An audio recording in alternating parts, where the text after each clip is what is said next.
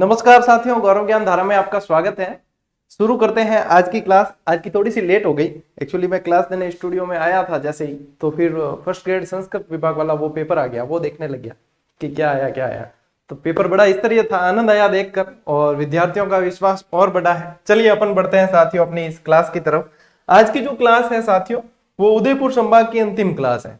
आज अपन पढ़ने जाएंगे। इसके अंदर सबसे पहले अपन पढ़ेंगे प्रतापगढ़ और फिर पढ़ेंगे डूंगरपुर। ठीक है, तो वे प्रश्न जो मतलब पूरे राजस्थान को कवर करवाए, वो वाली क्लासेस चल रही है। तो सेकंड ग्रेड के जो विद्यार्थी जिन्होंने ये नहीं देखी है, ये 13वीं क्लास है प्रमुख स्थल वाली, देख लेना। सारी की सारी कंटिन्यू डाली हुई है, बहुत इंपॉर्टेंट है। अभी तक जितने एग्जाम अभी अभी में हुए हैं, काफी सारे प्रश्न आपको क्लास में से सीधे वहां पे नजर आएंगे, जिसमें से जैसे आज की एक क्लास में से ही एक प्रश्न अपने संस्कृत डिपार्टमेंट सेकंड ग्रेड वाली इसमें स्कूल व्याख्याता वाली में आ गया, और कल भी वो प्रश्न मैंने पढ़ाया था। संजोग देखो, अभी मैं वहीं पे इस चीज का जिक्र करूंगा।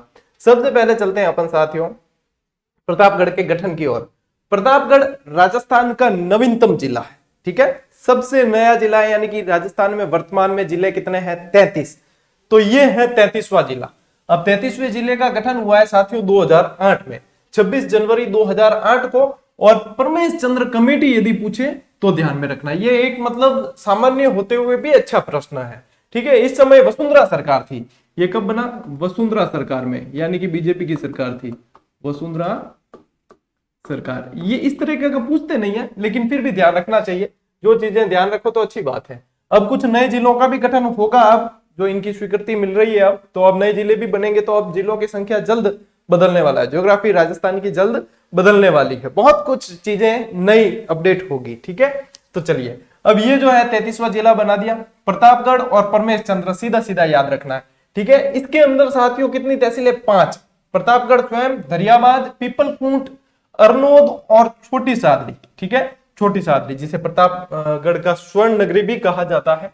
इसका प्राचीन नाम साथियों देवलिया के नाम से भी जानते थे। ये है इसके प्राचीन नाम। ठीक है, आपका समय काफी बच जाए इसलिए अपन इसी पैटर्न पे चलेंगे। देवलिया के नाम से भी जानते थे और डोडेरिया खेड़ा के नाम से भी जानते थे। बहुत अच्छा शब्द है डोडेरिया खेड़ा। मैं कह रहा हूं ना, यदि ये क्लास देखी है बहुत अच्छी बात है, ये क्लास नहीं देखी है और प्रश्न आया डोडेरिया खेड़ा के नाम से निम्न में से किसे जानते थे? डूंगरपुर को, प्रतापगढ़ को, बांसवाड़ा को, उदयपुर को। इस तरीके से आया तो मैं कह रहा हूं जितने लोग एग्जाम देने वाले हैं उसमें से 2-5% ही इसे सही करके आएंगे, क्योंकि ध्यान नहीं जाता है। तो ध्यान रखना, डोडेरिया खेड़ा आ जाए तो प्रतापगढ़ चले जाना भागकर। ठीक है, डोडेरिया खेड़ा के नाम से जानते थे। अब प्रतापगढ़ के गठन से संबंधित प्रश्न बनते हैं काफी सारे, तो अपन ने इसको व्यवस्थित लिया है। ठीक है, अब इसमें 5 तहसीलें हैं, लेकिन प्रतापगढ़ कौन से जिलों से तोड़कर बनाया गया, ये प्रश्न बने तो विद्यार्थी विशेष रूप से ध्यान रखें, डूंगरपुर का स्थान नहीं है। मैप में भी देख लेना, डूंगरपुर दूर है, तो डूंगरपुर का कहीं रोल नहीं है, विशेष रूप से ध्यान देना है। जैसे अपन पंचपीर में विशेष रूप से ध्यान रखते हैं ना, तो इसी तरीके से यहां पे भी विशेष रूप से ध्यान रखना है। फिर भी ध्यान नहीं रहे तो एक साधारण सी ट्रिक है कि ऊंची बांस से प्रताप बना। अब ऊंची बांस से क्या मतलब है? ऊ से आपको लेना है उदयपुर, ठीक है, या ची से आपको लेना है चित्तौड़गढ़, चित्तौड़गढ़, और यहां से लेना है बांसवाड़ा, बांसवाड़ा। ठीक, विशेष, चलिए मैं यहां लिख भी देता हूं ताकि पीडीएफ वाले जो है उनके समस्या नहीं हो। ये क्या हो गया? इसके सिस्टम के क्या हो गया का भाई? और चलिए, लगता है सिस्टम भी कह रहा है कि सर आपकी क्लासेस लगातार चल रही है तो आपको थोड़ा रेस्ट लेना चाहिए। मुझे लगता है इसको रीस्टार्ट करना पड़ेगा।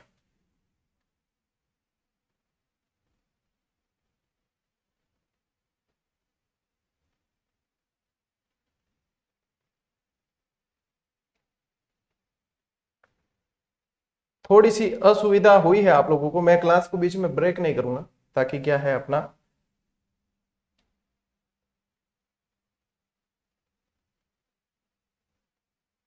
इसको साथ में यहीं से शुरू कर देते हैं।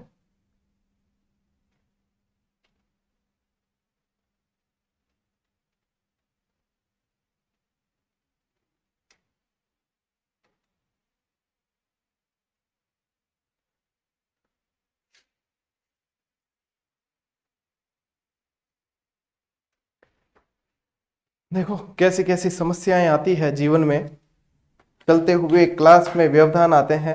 ये लगभग आपके मान के चलिए साथियों 5 मिनट खराब करेगा। क्या कर सकते हैं, मशीनी चीजें हैं, इसलिए कहा जाता है मशीनी चीजें हैं। तो थोड़ी बहुत हमें भी क्या, हमारी भी निर्भरता रहती है, इस पे हो जाता है कभी। चलिए कोई दिक्कत नहीं है, अपन वापस आ जाएंगे इस पे। तो अपन बात कर रहे थे साथियों प्रतापगढ़ की। प्रतापगढ़ 33वां है, डोडेरिया खेड़ा विशेष रूप से ध्यान रखना है। और आज संस्कृत विभाग के अंदर जो फर्स्ट ग्रेड का पेपर हुआ साथियों, उसकी बात कर लेते हैं। बहुत स्तरीय, मुझे बहुत स्तरीय लगा। काफी सारी चीजें ऐसी है जो नॉर्मली मिलती नहीं है, और इस पेपर के अनुसार ही पता चलता है कि वास्तविक मेहनत किसने की है और कौन कॉपी पेस्ट के सिद्धांत पर पढ़ा रहे थे या कॉपी पेस्ट के अनुसार चल रहे थे। तो बढ़िया अच्छा लगा। अपने आप लोगों का जो विश्वास था, उस विश्वास पे वन लाइनर फिर से खड़ी उतरी है। एक सारगर्भित चीज साथियों, वन लाइनर कहते किसको, एक एक लाइन में चीजें दे रखी और शॉर्ट। ऐसा नहीं है कि पूरे पूरे पैराग्राफ या पूरी डिटेल उसमें नहीं है। एग्जाम की दृष्टि से सिर्फ सारगर्भित चीजें दे रखी है और उसमें से सीधे सीधे प्रश्न बनना। विपिन चंद्र पाल की पुस्तक पूछ ली और बहुत सारे अपने सुल्तानगंज वाली मूर्ति पूछ, बहुत सारे ऐसी चीजें जहां आपको ज्यादा लोड लेने की आवश्यकता ही नहीं, सीधे सीधे प्रश्न बनते हैं। और टेलीग्राम पे मैंने सारी चीजें डाली आपको, न सिर्फ वन लाइनर बल्कि टेस्ट सीरीज। अभी तो क्या है, आप लोगों की क्लास लेनी थी तो टेस्ट सीरीज वापस उसको देखा ही नहीं। उसमें से जैसे आपके वो वाली शैक्षिक प्रबंधन वाली टेस्ट सीरीज, प्रश्न यूं के यूं आए हैं। आपके शैक्षिक प्रबंधन की जो क्लासेस रीट के समय दी है, उसमें से प्रश्न आरटी वाले और ऐसे कैसे बने हैं। तो आप लोगों का विश्वास है साथियों, उससे हम निरंतर दिन ब दिन और अच्छा प्रयास करने की कोशिश कर रहे हैं और उसकी बदौलत ही ये प्रदर्शन एग्जाम में हो पाता है। चलिए अपनी क्लास वापस से स्टार्ट हो गया है पैनल, तो अपन आ जाते हैं वापस सीधे क्लास पे। तो अपन ने यहाँ पे इस चीज को साथियों पढ़ लिया है कि ये उदयपुर है, ठीक है, ये चित्तौड़गढ़ है और ये बांसवाड़ा है, ठीक है। आज की क्लास को अपन प्रीमियर पे नहीं डालेंगे ताकि ये 5 मिनट जो वेस्ट हुए आपके, आप स्किप कर सको, ठीक है, कोई दिक्कत नहीं। चलिए तो ये आगे डोडेरिया खेड़ा और ये पढ़ लिया अपन ने। प्रतापगढ़, दरियाबाद, पीपलखुट, अरनोद और छोटी सादड़ी, ये ध्यान रखना। अब कई बार ये, अब यहाँ पे मैं लिख रहा था कि विशेष रूप से ये ध्यान रखना है कि डूंगरपुर से कोई हिस्सा नहीं लिया।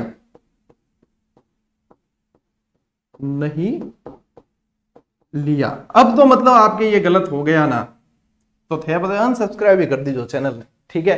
क्योंकि अब यदि कोई गलत करता है तो फिर वो यानी कि सीरियस स्टूडेंट है ही नहीं। तो यहां ध्यान रखना है उदयपुर, चित्तौड़गढ़, बांसवाड़ा से ये बना। अब इस तरह यदि प्रश्न बनाएंगे तो अंदर जाएगा एग्जामिनर। अंदर जाने का मतलब है कौन से जिले से कौन सी तहसील या क्षेत्र जोड़ा है वो पूछेगा। तो ध्यान रखना कि उदयपुर से जोड़ा है साथियों दरियाबाद, ठीक है, उदयपुर से दरियाबाद और चित्तौड़गढ़, ठीक है। अब चित्तौड़गढ़, यहां मैंने प्रतापगढ़ लिख रखा है, चित्तौड़गढ़ से प्रतापगढ़ स्वयं चित्तौड़गढ़ से ही लिया है, ठीक है। इसके अलावा अरनोद और छोटी सादड़ी, यानी कि सर्वाधिक भाग किससे लिया है, चित्तौड़गढ़ से लिया है। इस तरीके से भी पूछ सकते हैं। बांसवाड़ा से लिया है साथियों पीपलखूंट, ठीक है, बांसवाड़ा से पीपलखूंट। तो देखना उदयपुर से दरियाबाद, चित्तौड़गढ़ से प्रतापगढ़, अरनोद और छोटी सादड़ी, और बांसवाड़ा से लिया है पीपलखूंट, ये इस तरीके से। और ये जो छोटी सादड़ी है ना, इससे साथियों ध्यान रखना प्रतापगढ़ की स्वर्ण नगरी भी कह दिया जाता है, प्रतापगढ़ की स्वर्ण नगरी, ठीक है ना, ये भी कह दिया जाता है। चलिए अपन आगे बढ़ते हैं, अगली स्लाइड की तरफ चलते हैं। सीता माता अभ्यारण्य, अब प्रतापगढ़ पढ़े तो सीता माता अभ्यारण्य, अब ज्यादातर जो है सीता माता अभ्यारण्य प्रतापगढ़ के अंदर ही है मोस्ट ऑफ, ठीक है। वैसे चित्तौड़गढ़ वाले क्षेत्र में भी पड़ता है ये थोड़ा, लेकिन मोस्ट ऑफ इसके अंदर है, इसलिए आपको प्रतापगढ़ ही ध्यान रखना है, ठीक है। तो प्रतापगढ़ की ये दरियाबाद तहसील के अंदर है साथियों, ठीक है। और उड़न गिलहरी के लिए सबसे ज्यादा प्रसिद्ध है, ठीक है ना। उड़न गिलहरी से संबंधित प्रश्न बहुत बार बना है और बिल्कुल सामान्य प्रश्न, ठीक है, इसमें अब कुछ भी नया नहीं रहा। उड़न गिलहरी से संबंधित ये प्रश्न जो है बहुत बार बना, आगे भी बनेगा, ठीक है, लेकिन गलत नहीं करना है। चित्तल की मातृभूमि, चित्तल बहुत ज्यादा यहाँ पे पाए जाते हैं। हिमालय के बाद सर्वाधिक आयुर्वेद संपन्न वनस्पति, यानी कि आप ये कह सकते हो वनौषधि, ठीक है, वनौषधि भी कह सकते हो। यानी हिमालय पे जितनी आयुर्वेदिक वनस्पति औषधियां मिलती है उसके बाद सर्वाधिक औषधि वाला क्षेत्र है ये सीता माता वन्य जीव अभयारण्य। यहाँ पे लव कुश नामक झरने भी है, और ये झरने कैसे हैं, ठंडा और गर्म, ठीक है ना, ठंडा और गर्म प्रकृति के झरने हैं। यहाँ पेंगोलिन यानी कि एक आडाहुला नामक पक्षी भी पाया जाता है। पेंगोलिन आडाहुला पक्षी तो क्या, अब ये यदि देखें तो एक अजीब सा जानवर है पेंगोलिन, तो इसको स्थानीय भाषा में आडाहुला कहते हैं। आलसी टाइप का होता है ये थोड़ा सा, तो आडाहुला इसे कहा जाता है। ये सीता माता अभयारण्य के अंदर आपके पाया जाता है, ये ध्यान रखना, ठीक है, सीता माता अभयारण्य के अंदर। अब आते हैं साथियों, यदि दरियावाद को देखें तो जाखम सिंचाई परियोजना जिससे आदिवासी जनजातियां बहुत लाभान्वित होती है, वो आपके दरियावाद क्षेत्र के अंदर है। और जाखम बांध जो राजस्थान का सबसे ऊंचा बांध है, और कितना ऊंचाई है इसकी 81 मीटर, ठीक है ना, 81 मीटर ऊंचा है। और प्रतापगढ़ के ये अनूपपुरा गांव के अंदर है, ठीक है, अनूपपुरा गांव में है जाखम। अब ये तो है सबसे ऊंचा। अब सबसे लंबा आपको मैंने कुछ दिन पहले बताया, सबसे लंबा माही बजाज सागर, ठीक है, सबसे ज्यादा भराव क्षमता राणा प्रताप सागर, सबसे ज्यादा कैचमेंट एरिया कोटा बैराज का है, और कंक्रीट से बना हुआ और सबसे बड़ी पेयजल परियोजना के रूप में आपके बिशलपुर बांध टोंक वाला। तो ये सारे आपको साथ में ध्यान रखने। अर्नोद किस लिए प्रसिद्ध है, गौतमेश्वर बाबा के लिए। गौतमेश्वर जी का मेला लगता है, जो मेला आपके बैसाख पूर्णिमा को भरा जाता है, और बैसाख पूर्णिमा बौद्ध संप्रदाय के लिए भी बहुत महत्वपूर्ण तिथि है ये। यहाँ पे गौतमेश्वर महादेव, इनको गौतम जी भी कह दिया जाता है। क्या कह दिया जाता है, गौतम जी। ये मीणा जनजाति के आराध्य देव है, मीणाओं के आराध्य देव। इनका एक मंदिर, गौतम जी का एक मंदिर पोशालिया में भी है। कहां है, पोशालिया। पोशालिया कहां है, सिरोही के अंदर। पोशालिया कहां है, सिरोही में। मीणा जनजाति का यहाँ बहुत बड़ा मेला बढ़ता है, और कहा जाता है कि वर्दीधारी पुलिस की इसमें एंट्री इस मेले के अंदर नहीं है। सामान्य, आप बिल्कुल सामान्य कपड़ों में जा सकते हैं, वर्दी पहन के आप पावर के साथ में वहां नहीं जा सकते, ठीक है, ये कहा जाता है। तो हमारे तो पास में ही पड़ता है ये। इसे कांठल का हरिद्वार भी कह दिया जाता है। इसे गौतमेश्वर महादेव के मेले को कांठल का हरिद्वार भी कह दिया जाता है। कांठल माही नदी के आसपास वाला क्षेत्र, प्रतापगढ़ बांसवाड़ा वाला जो क्षेत्र है, माही नदी के किनारे को कांठ कहा जाता है। कांठ प्लस अल यानी किनारा, ठीक है, तो ये कांठल कहलाता है। ये जो प्रश्न है साथियों, ये संस्कृत डिपार्टमेंट की अभी हाल ही में जो एग्जाम हुआ उसके अंदर पूछा गया कि देवगढ़ पवन परियोजना कहाँ है। तो देवगढ़ पवन परियोजना देखो, अपन प्रतापगढ़ जिले के स्थान पड़ रहे हैं वहां पे। यदि ये कहा जाए तो राजस्थान की दूसरी भी आप कह सकते हो पवन परियोजना है। और मैसर्स, मैंने तो देखो इसको थोड़ा सा और स्टैंडर्ड लेने की कोशिश की है, ताकि विद्यार्थियों के और थोड़ी सी, मैं आपको धीरे धीरे गहराई में लेकर गया हूं। जब अपन ने चैनल शुरू किया, क्लासेस शुरू की, तो आपको बिल्कुल सामान्य जानकारी, आपका बेस तैयार किया। उसके बाद में अब जैसे जैसे आप देखोगे अपन स्तर बढ़ा रहे हैं। जो नियमित शुरू से जुड़े हुए हैं ना साथियों, उनको अब बिल्कुल कोई असुविधा नहीं होगी अब स्तर बढ़ाने में, क्योंकि अब मैं खुद उनका स्तर बढ़वा रहा हूं। और ये बिल्कुल अपन सही तरीके से चलें, जैसे अपने चैनल ने ग्रोथ की है। पहले अपन छोटे से बोर्ड से बढ़े थे, फिर बड़ा बोर्ड लिया वही मार्कर वाला, फिर इस पे आए हैं। तो उसी तरीके से मैंने आपको भी आगे बढ़ाने की कोशिश की है, और यही तरीका होता है। तो यहां ध्यान देना कि Messrs Asian wind turbine private limited company द्वारा यह संचालित होता है, ठीक है ना। तो ये अब देवगढ़ से संबंधित कंफ्यूजन कि देवगढ़ सलकर राजसमंद अपन पढ़ रहे थे तब भी पढ़ा, देवगढ़ प्रतापगढ़ पढ़ रहे थे तब भी पढ़ रहे हैं। दोनों जगह है देवगढ़, दोनों जगह अलग अलग है देवगढ़, ठीक है। अब ये दोनों जगह है, इसके मैप दोनों मैंने कल टेलीग्राम पे डाले थे, दोनों जिलों के मैप और स्थान दोनों के डाले थे। तो देवगढ़ वहां भी है, देवगढ़ यहाँ भी, और देवगढ़ का दशावतार मंदिर तो झांसी वाला वो भी प्रसिद्ध है। तो देवगढ़ ऐसे काफी जगह है, तो ये ध्यान देना, ठीक है। और ये पहले भी प्रश्न बन चुका है, ऐसा नहीं है कि मैंने पढ़ाया तभी बना है, पहले भी बना है देवगढ़ वाला। तो पवन परियोजना से संबंधित आगे भी बनने की संभावनाएं रहेगी, ठीक है ना। फिर आते हैं साथियों काका जी की दरगाह। काका जी की दरगाह से संबंधित सीधा सीधा प्रश्न बनता है कि इसे कांठल का ताजमहल कहा जाता है। और कांठ वाला क्षेत्र जो है ना, ये देखो, ये कांठल, कांठ वाला जो क्षेत्र है वो माही नदी के किनारे प्रतापगढ़ बांसवाड़ा वाला क्षेत्र है। और इसे और क्या कहा जाता है, छप्पन का मैदान। ये जो क्षेत्र है कांठल, ये छप्पन का मैदान भी कहलाता है, छप्पन का मैदान भी कहलाता है। तो छप्पन की पहाड़ियां कहाँ है, छप्पन की पहाड़ियां कहाँ है, बाड़मेर के अंदर, बाड़मेर जालोर के अंदर, ठीक है, अरावली वाली वो है। छप्पन पर्वत कहाँ है? उदयपुर के अंदर है। बहुत सारे प्रश्न एक जैसे थोड़े थोड़े चेंज होके बनते हैं, ठीक है। फिर देखो यहाँ पे जो है कांठल का ताजमहल अपन ने पढ़ लिया, काका जी की दरगाह पढ़ ली। ऐसे कैसे एक प्रश्न बना अभी एग्जाम के अंदर बना है ना, वन रक्षक वाले में, काका जी की बावड़ी। अब काका जी कह दो, काकी जी कह दो, एक ही बात है। काका जी की कई जने के सर दोसा में, मैंने तो जहां तक पढ़ा है बूंदी के अंदर, मैंने वन लाइनर के अंदर दिया भी है बूंदी के अंदर, और उसके जिसने निर्माण करवाया है वो भी दिया है, ठीक है। और आने वाले समय में कुछ ही दिनों के अंदर बूंदी में जाकर आपको बता दूंगा कि ये रही काका जी की बावड़ी, ठीक है। काका जी कह दो, काकी जी कह दो, थान जी कितनी चीजें बताई है, तो ये सारी चीजें तो आपको मैं प्रत्यक्ष बता दूंगा कि भैया ये देखो ये रही, ऊपर खड़ा रह के वहां बता दूंगा, ठीक है। चलिए, घोटारसी। अब घोटारसी जो है साथियों, इसको घोटवर्षिका या घोटावर्षिका भी कहते थे, ठीक है। ये भी प्रतापगढ़ का क्षेत्र है। तो यह किस लिए प्रसिद्ध है कि इंद्रराजदित्य देव या तरुणादित्य देव सूर्य मंदिर है यहाँ। अब सूर्य मंदिर बहुत प्रसिद्ध है, जोधपुर में भी है, झालरापाटन में भी है, बहुत जगह है। तो यहाँ पे ये जो है सूर्य मंदिर के लिए प्रसिद्ध है। और इंद्रराज जो थे यहाँ के महारावण, उन्होंने ही इसका निर्माण करवाया, ठीक है। यहाँ पे एक हस्तकला थेवा कला बहुत प्रसिद्ध है। थेवा कला क्या है कि कांच, कीमती पत्थर और उस पर सोने की जो जड़ाई की जाती है उसे कहा जाता है थेवा कला। सबसे पहला प्रश्न, थेवा कला कहाँ की प्रसिद्ध है? तो सबसे पहला आपके उत्तर है थेवा कला कहाँ की प्रसिद्ध है? प्रतापगढ़, ठीक है, ये बनेगा सबसे ज्यादा। फिर ये इससे संबंधित बन सकता है मिलान वाले में। फिर प्रश्न यदि इससे संबंधित नहीं बना तो नाथूजी सोनी ने इसे शुरू किया, प्रवर्तक नाथूजी सोनी थे। और हाल ही में महेश सोनी वर्तमान में इसको प्रसिद्धि दिला रहे हैं, तो महेश सोनी भी इससे संबंधित है। तो ये ध्यान रखना। आप देखो सोने का काम करना है तो सोनी जी करेंगे सोने का काम, हुनरकारी, ठीक है ना, ये है। इसके अलावा साथियों कुछ और चीजें भी यहाँ प्रसिद्ध है, जैसे कि बचुंडला नामक धार्मिक स्थल है, वो भी यहीं पे है। और यहाँ पे कहा जाता है कि युद्ध स्मारक बने हुए हैं यहाँ प्रतापगढ़ के अंदर। भावर माता का या भंवर माता का मंदिर है, शांतिनाथ तीर्थ है, वो भी प्रतापगढ़ के अंदर, दीपनाथ महादेव मंदिर, मराठों की छतरी, और इसे कहा जाता है कि 600 वर्ष पुरानी। अब कई विद्यार्थियों के दिमाग में यह आ सकता है कि सर 600 वर्ष पुराने पहले मराठा साम्राज्य था या नहीं था?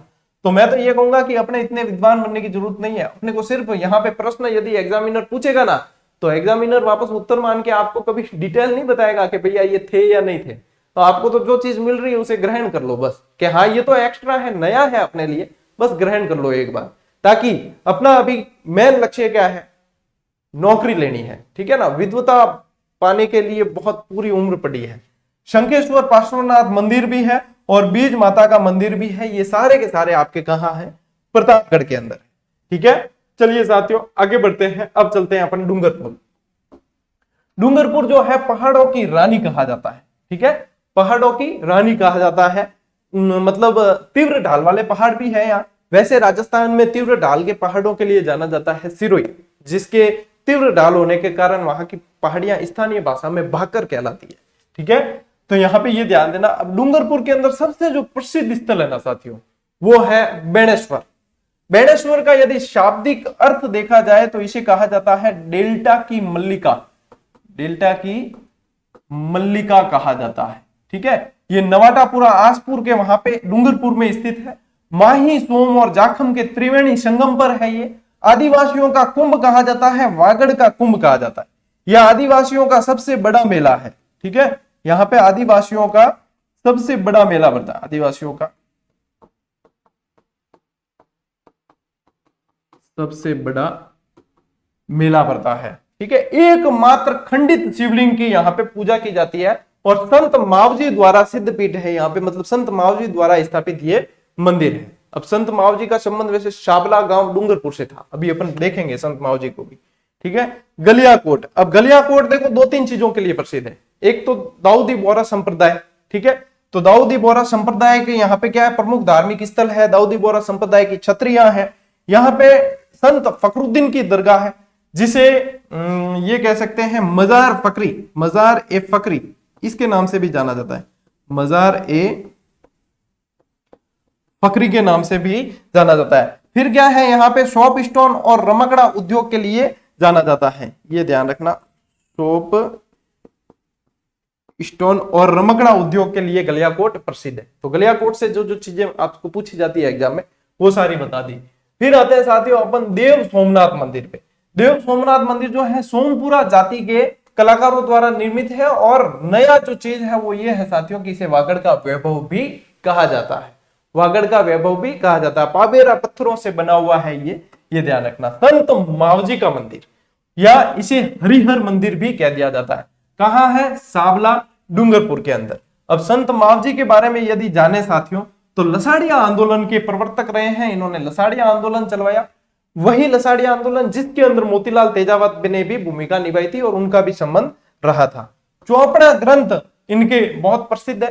तो पहले ये मेरे पढ़ने में ये भी आया था कि मकर संक्रांति के दिन इसका वाचन होता है, लेकिन वहां के स्थानीय विद्यार्थियों ने बताया कि सर इसका वाचन दीपावली के बाद होता है, दीपावली के समय निकाला जाता है। तो अभी भी यदि वहां के कोई स्थानीय विद्यार्थी पढ़ रहे हैं तो वो मुझे इसकी मतलब कमेंट में बताना ये जानकारी कि चौपड़ा ग्रंथ का वाचन कब होता है, वास्तविक वाचन है जो वो कब होता है। वैसे तो अपन ने इसकी डिटेल सब दी है, लेकिन फिर भी मैं थोड़ा सा वहां के स्थानीय विद्यार्थियों से कंफर्म करना चाहता हूं, क्योंकि मैं पता नहीं कब डूंगरपुर की साइड आऊं, लेकिन आप मुझे बताएं कमेंट करके कि वास्तविक जो है चौपड़ा ग्रंथ का वाचन कब होता है, क्योंकि इससे भविष्यवाणियां की जाती है, न सिर्फ राजस्थान बल्कि पूरे भारत और विश्व की भविष्यवाणियां की जाती है। तो इसका वास्तविक वाचन कब होता है ये बताना। इनकी पुत्र वधु जनक कुमारी ने साथियों बेणेश्वर के अंदर ही विष्णु मंदिर का निर्माण करवाया। बेणेश्वर के वहीं पे क्या करवाया, विष्णु मंदिर का निर्माण किसने करवाया, जनक कुमारी ने। इनके शिष्य अजय और वाजे ने लक्ष्मी नारायण मंदिर का निर्माण करवाया, वो भी कहा, वहीं अपने बेणेश्वर के अंदर।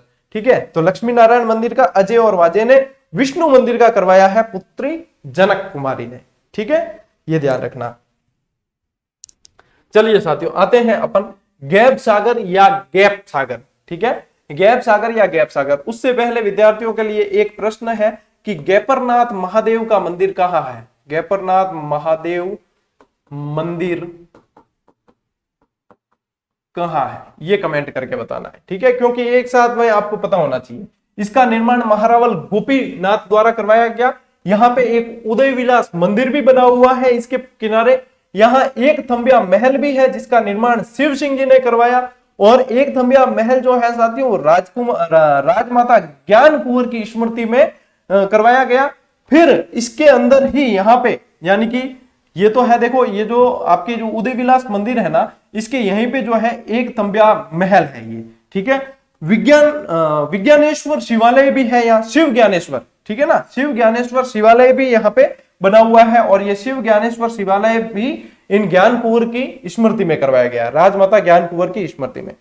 कालीबाई जिन्हें अपने शिक्षक को बचाने के लिए अपने नानजी भाई खाट और उनको बचाने के लिए इन्होंने अपना बलिदान दिया था, सभी जानते हैं। 1947 की घटना है ये, तो सभी जानते हैं। कालीबाई का स्मारक भी यहीं पे है, भीलवाली का थी ये। बादल महल बना हुआ है एक। अब बादल महल से संबंधित देखो बहुत जगह है। बादल महल अब कुंभलगढ़ में भी पढ़ा आपने। बादल महल जो है अपने जैसलमेर के अंदर भी है, यहाँ पे भी है, तो बहुत जगह है। तो यहाँ बादल महल भी आपको ध्यान में रखना है। मांडो की पाल जो है फ्लोरस्पार संयंत्र के लिए जाना जाता है। सीधा सीधा ध्यान रखना, फ्लोरस्पार उत्पादन और संयंत्र के लिए। आगे बढ़ते हैं, बिल्कुल भी समय को व्यर्थ नहीं करेंगे। खांडलई आश्रम जो है साथियों 1934 में माणिक्यलाल वर्मा द्वारा खांडलई आश्रम की स्थापना सागवाड़ा डूंगरपुर में की गई। कहा की गई, सागवाड़ा डूंगरपुर। और यहाँ सागवाड़ा क्षेत्र जो है वो टमाटर मार होली के लिए भी प्रसिद्ध है, टमाटर मार होली के लिए। अब सागवाड़ा वाले स्टूडेंट बताना क्या ये बात सही है, हकीकत है या नहीं? क्यों किताबों में तो देखो पढ़ते हैं, रोचक तथ्य कई जगह अपन पढ़ते हैं, लेकिन ये बताना कि ये वास्तव में टमाटर मार होली सही है क्या, और यदि सही है तो इसके पीछे क्या रीजन है और ये क्यों खेली जाती है। ठीक है ना, और कैसे खेली जाती है, तो वहां के स्थानीय स्टूडेंट थोड़ी सी बताना ये क्या चीज है, तो दूसरे विद्यार्थियों को भी जानकारी हो सके। सीमलवाड़ा डूंगरपुर के अंदर साथियों डामोर जनजाति का बाहुल्य क्षेत्र है। ठीक है, इसलिए ये क्षेत्र डामरिया क्षेत्र भी कहलाता है, डामरिया क्षेत्र के नाम से प्रसिद्ध है। एक तो इनका छेला बावसी का मेला, ठीक है ना, डामोर जनजाति का छेला बावसी का मेला, छेला बावसी का मेला, और एक ग्यारस की रेवाड़ी जो डूंगरपुर में निकाली जाती है। ये दोनों बहुत प्रसिद्ध है डामोर जनजाति से संबंधित। और डामोर जनजाति में गांव की सबसे छोटी जो इकाई होती है ना, वो फला कहलाती है। फला, वैसे जनजातियां मैं सेकंड ग्रेड वाली क्लास में अब पढ़ाऊंगा, जैसे बची हुई क्लासें है ना, तो जनजातियां उसमें भी पढ़ाऊंगा मैं। तो उसके साथ साथ जो है वो सेकंड ग्रेड वाली जो जितनी क्लास आने वाली है अब रिवीजन की, रात को 9 बजे अपन शुरू करेंगे, 9-10 बजे, वो थर्ड ग्रेड वाले जितने हैं उन सभी को भी देख लेनी है, ठीक है। क्योंकि सेकंड ग्रेड के अंदर जो है वो ग्रेड थर्ड में तो है ही है, तो आपके तो काम आनी ही आनी है। तो वहां पे जो चीजें करवाऊंगा रिवीजन की दृष्टि से, अपने शॉर्ट एंड स्वीट में अच्छा रिवीजन करवाने की प्लानिंग है, तो रिवीजन की दृष्टि से जो चीजें बताई जाएगी तो आप लोगों को देख लेनी है, कहीं भी नुकसान कुछ भी नहीं है। क्योंकि यदि आप आधे घंटे की क्लास देखोगे तो ये मान के चलो कि उसमें कम से भी कम 2-2.5-3 घंटे की मेहनत का नतीजा आपको उसके अंदर मिलने वाला है, ठीक है। भले मैं 5 मिनट थानू बातों भी कर लू नहीं तो भी कोई मतलब नुकसान नहीं है, क्योंकि दूध देवा वाली गाय री लात भी थान ध्यान है हकरी लागे। तो बात यदि 5 मिनट कर भी लूं तो ये मान के चलना कि इस क्लास के पीछे 3-4 घंटे का इन्वेस्टमेंट ऑलरेडी हो रखा है, ठीक है ना। तो ये कहीं ना कहीं आप लोगों के लिए उपयोगी है। और जिनको बातें पसंद नहीं आए वो एक साइड में बटन दियोड़ो अनसब्सक्राइब, ठीक है। मैं कर सके खुशी हूं अपार की, अपर सब्सक्राइब करानो कि नहीं कहा करूं, ठीक है। मैं जिन्हें पसंद नहीं आवे, जो मतलब थोड़ी मतलब हाजमेरी समस्या आवे, तो मैं मतलब अनसब्सक्राइब बटन भी दबा सकें, बिल्कुल आराम हो, अपार कोई जोर जबरदस्ती नहीं है। तो साथियों आज की क्लास में इतना ही, ठीक है। आगे कोई स्लाइड है तो कौन बाकी, हाँ आज की क्लास में बस इतना ही। मिलते हैं अगली क्लास में, अगले वीडियो में, तब तक के लिए राम राम, जय हिंद।